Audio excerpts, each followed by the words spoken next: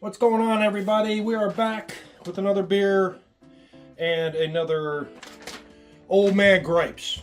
And I got my Falstaff glass. And this beer here, it's about a mile away, Modern Methods Brewing, the Percolator, a pre-prohibition style lager with Brazilian Dulce coffee beans. I don't know. Coffee roasted by Youngstown Coffee Company. All right. What's the 5.5% ABV? Darlene Lager plus Brazilian Dulce. I guess those are the two beers. Darlene Lager was a good beer. Anyways, I don't know if that'll hold this whole glass or not, or this whole can. Or not. Let's see. Remember the first time I tried this, it was absolutely awful. And then the second time I tried it, I was like, okay, well, that's not 16-ounce glass. We'll put it right there. My hotline. All right. Crap that I don't get. Old Man Gripes, whatever you want to call them. Okay. When radio stations do, like, contests, and they say, hey, I got a question to win these tickets, and boom, the person just dials. And they pick up the phone. And they sit there and say, okay, the question is, and they don't know what the answer is. Why waste your time? The guy didn't even give a question out there. People are calling in already. I was like, why not wait for the question, and then, see if you have the answer. But I know what they're doing. Later on in there, I'll tell you it's another gripe that I got. All right. Old Spice commercial saying, I heard this on the radio, there's a lot of radio crap, that they're aluminum, no aluminum in their deodorant. They're emphasizing that. Any deodorant doesn't have aluminum in it. Now, if it's antiperspirant, it has aluminum in it. And what aluminum does is clog your pores so you don't sweat. I guess that's what this guy don't know much, but anyways, I'm an idiot. What do I know? But they sit there and advertise, oh, it doesn't contain aluminum. Well, no deodorant does. But anyways, okay, a guy was in the news. He said he thought he was going deaf for 20 years. 20 years. And he finally went to the doctor. They found a pink Lego in his ear. Now, how do you get a pink Lego in your ear? Probably when you were a child, maybe? Your parents, you didn't say anything about your parents? Your parents are when you're in the teens, maybe? Who jams a Lego in their ear when they're like 17 years old anyways? So I'm thinking the guy might be 30 or 40 years old, but he had to have been a baby or something. Jammed it in there, and I don't know, and forgot about it. I don't know how you go so long without checking your ear, even cleaning your ears out. Like my mom said, you pull like carrots out, you got potatoes growing in your ears. I don't know. Let's try a sip of this stuff. Oh, that smells like coffee. A lot of coffee smell.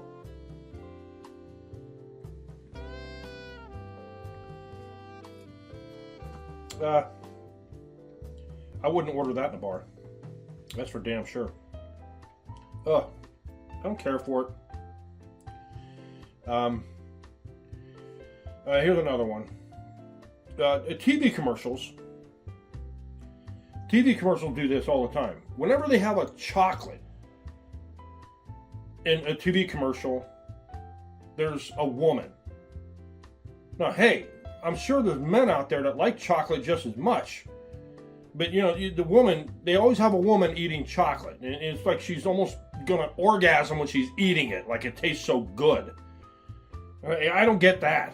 I was like, come on. It's like the Swiffer radio commercial.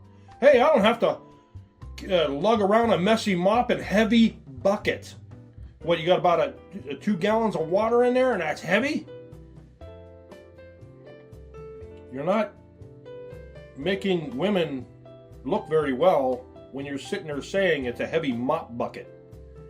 You know, just more stuff for the landfill, I guess. You know, you gotta peel it off, throw it away. Why don't you get something that you could put like a dish towel around and mop your floor? You know, spray it down with something, spritz it down, and mop it with the dish towel. Oh, you don't have to get on your hands and knees because it's on a pole. You just go around, mop or whatever, like a Swiffer, and then take it off and wash the darn thing. It makes too much sense. But people are going to buy it because, I don't know. They're going to buy it because it's easier. Okay, now you got these medication drop-off sites. I have Vicodin, hydrocodone, never took them. They were prescribed to me, never taken them. And I'm afraid to drop them off at one of those sites for a couple reasons. One, do they really incinerate those? Or do they open them up and sell them? Some people might. Some people might, hey, I can make a couple bucks on this. Or like, and then, because I think the DEA does that. So they get your name, and they say, well, okay, we got a thing from here. We got like 3 of these from here. So they type your name in a computer, put you on a list or something. What I would do, I think it should be, since they're burning it, I think you should peel your name off of that darn bottle and put like motor oil or some kind of used motor oil or something in there that nobody's going to take it because they're going to burn it anyways and it'll burn up. That's what I think should be done. So nobody can use them at all and you're not on some list because you had some whatever that they might consider highly addictive and put you on a list because you had it one time. I don't know. Okay. Here's another one I see on TV, a commercial. Icy Hot. You have this kid, between 20 and 25 years old. Oh, I'm sore. Oh, I gotta rub Icy Hot. You're 20 years old. Dude, you work it off. You know, you're sore? I've taken that, I've done that, never for sore muscles, never. I used to work out a lot. And I always wanted to make myself sore. You try to make yourself sore when you're working out. You always try to make yourself sore because that means your muscles are working and they're getting stronger and bigger. So that was the whole process of working out. But a young kid, 20 years old, I never used it. I used it on my back if I hurt my back, but that was it. I've never, 20 years old, dude, you don't know what pain is. Good Lord. All right, here's another one for radio station. Radio station says, oh, hey, we're doing people pick up the phone and call in, and the DJ goes, are you ready to play? And if I was on the other side, I says, well, I called in, didn't I? And they called in, so they're ready to play. That's like someone up there on the stage on a performance. Are you ready to rock? Oh no, we're just gonna sit. We're just sitting around here waiting for, a cheese sandwich. I don't know. I don't know. And the thing is, and there's another one. When they're playing the game, they're on the phone, and you know darn well they're Googling the answer because it takes them a while to answer. Sometimes they'll sit there and say, okay, the question was, what year was, and they'll repeat the question because Google's listening to another phone and they'll get the answer right. That's exactly what all these people do. All of them do. Most of them. Anyways, if I did that, if I was a DJ, I would be like, you got 5 seconds, What's the answer? You don't, boom, you get cut off, go to the next person with a different question. And just go through and have a zillion questions. A zillion! I don't know what that number is, but I have a lot of questions. Okay. Charcuterie board. Now, I've never heard of it until about 2 years ago.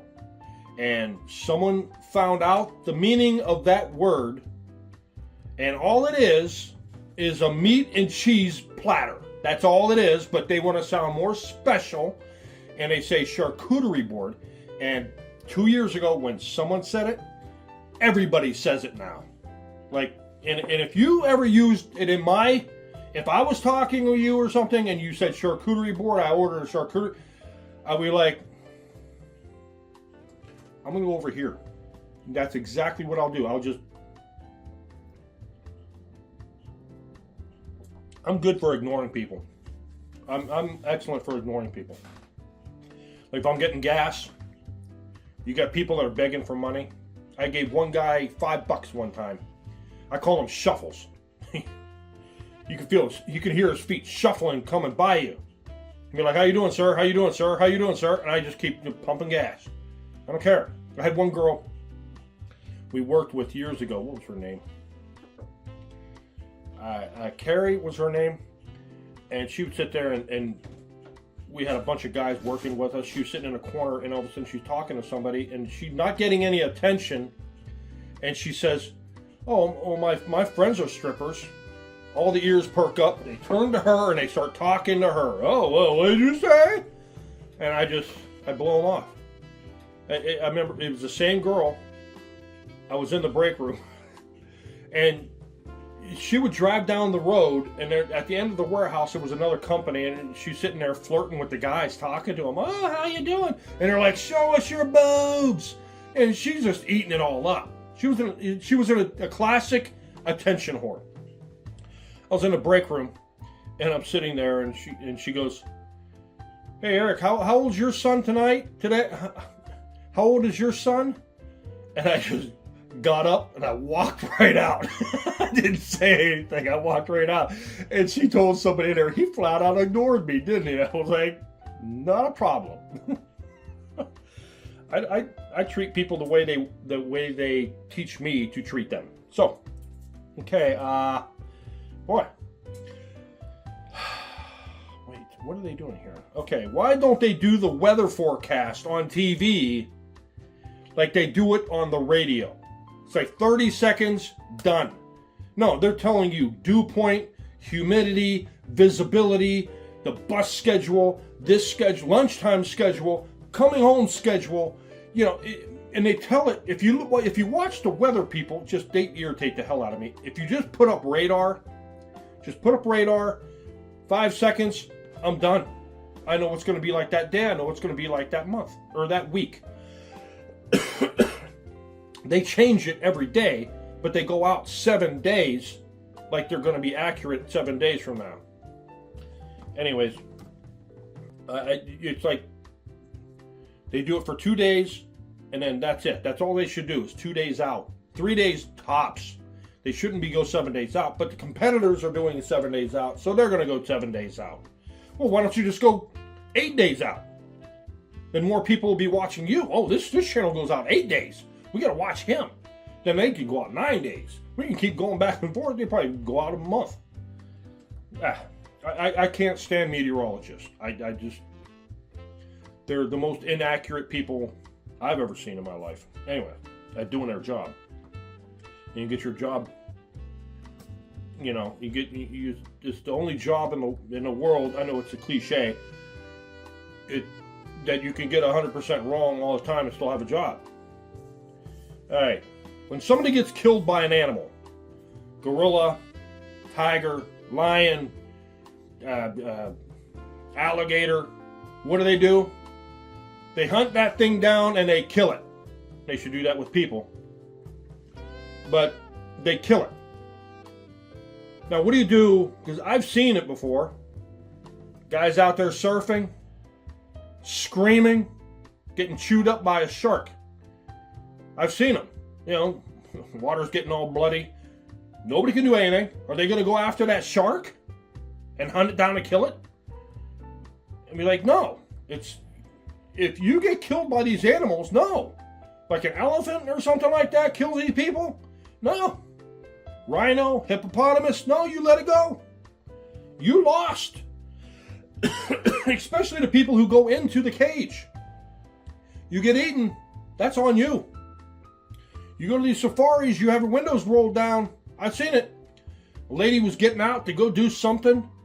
trying to get in the other side of the car. A lion or a tiger came up, got her, dragged her off. Her husband went after her. I think he got killed too. Idiots. Idiots, you know. No, sorry. All right, you heard this commercial. A few years ago, they changed their commercial. LifeLock. Now, they were offering up $1 million or $2 million to restore your credit back to where it was, you know.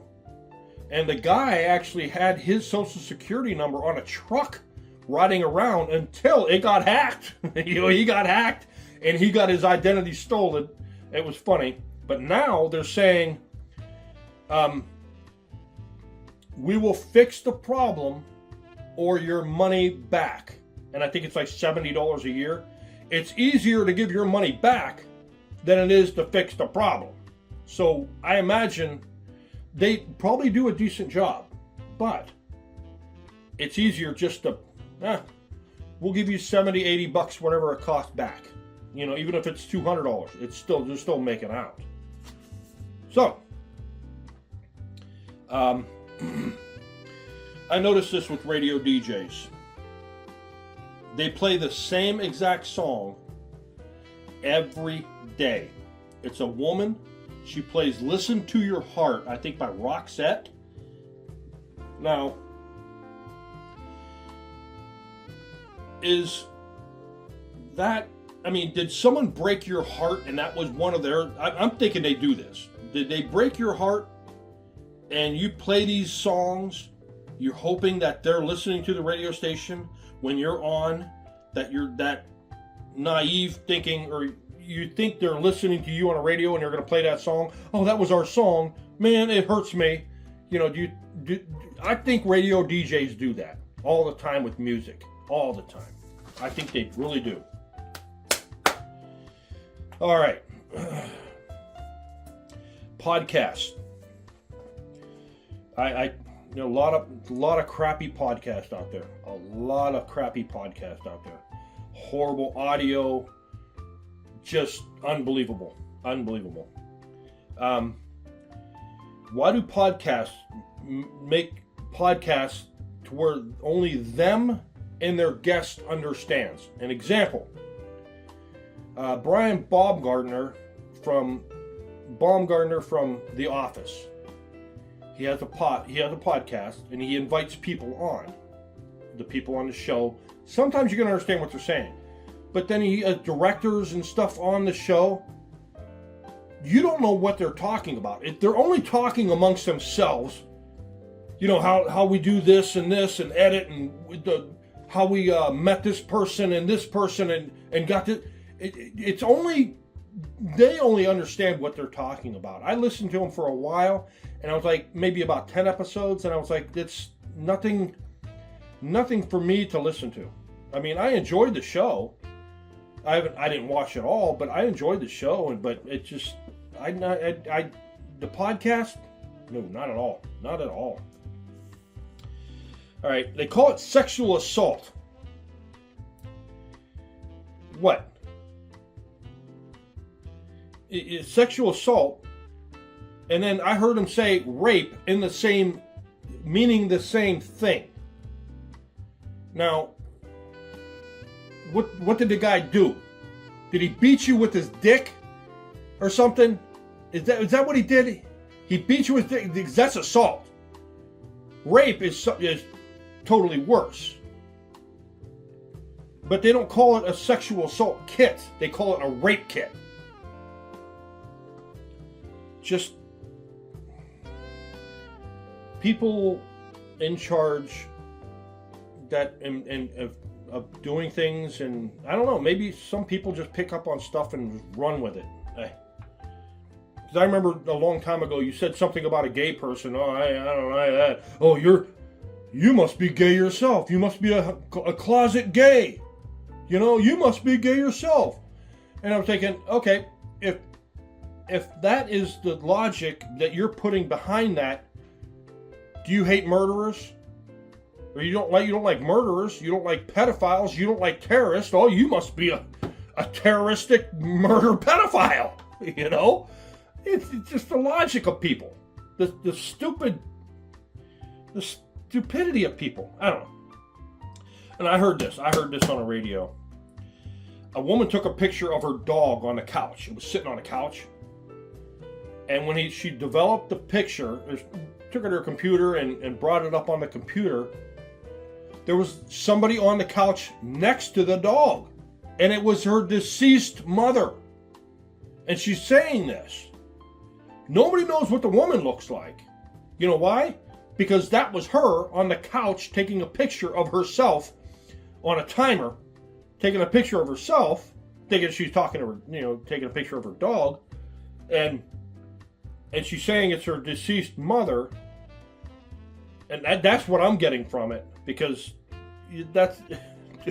it was herself. I don't know.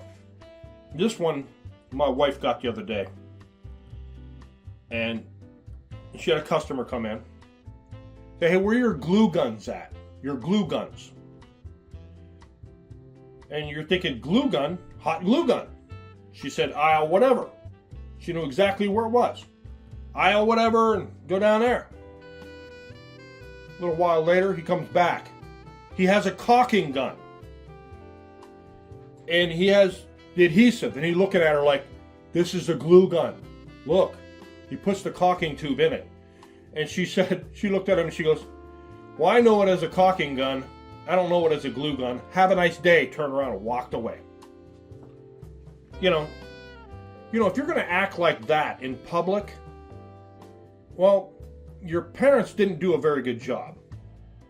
Why don't you give her your address where you work or your wife works so they can come down there and treat you the same way? Before you go off on somebody like that, give your address. They can come and knock on your door and treat you the same way. No, you won't do that. No. But you'll fly off the handle on somebody at their job because you know that you can't do anything towards you because you'll get them fired, but you won't tell them where you work. That's cowardly. Cowardly. Anyway. A car dealership. This one gets me. This is so funny. A car dealership advertising. You got no credit? You got bad credit? You got bankruptcy? It doesn't matter. You make $500 a week? 1.9% financing on a 2025 brand new car for that year. Just in case you're watching this in the future. Brand new car.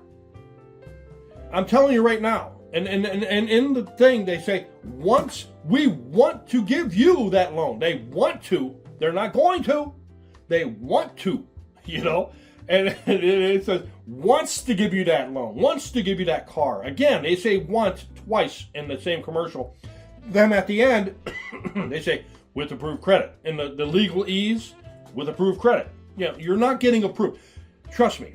If you got bad credit, no credit, you make $500 a month or a week, and you file bankruptcy, you're not getting 1.9% financing, and you're not getting a new car. Trust me, unless you're paying cash. But then you don't have to worry about the not financing. Anyway, I'll choke this down. I'll probably dump it out. Very, very few coffee beers I like. Very few. Okay. This is 90 podcast. So far, I am 100%. Well, 99%. I'll say 98% because there's maybe two that I haven't. You know what? I'm just going to say 100%. Female true crime podcasts. If they're the only person doing the podcast and they're doing true crime, they say, I don't know why they do it. Don't know. Someone did it and they made it sounds professional. So all of them started doing it. I won't listen to them. I'll unfollow them. They'll sit there and blah, blah, blah. And they'll say, well, he said, quote. and then blah, blah, blah. They'll say what? Unquote. And they do that multiple times for the podcast. Or there's one I heard just said quotes, and they said what the guy said. Didn't say unquote, but they did it quote.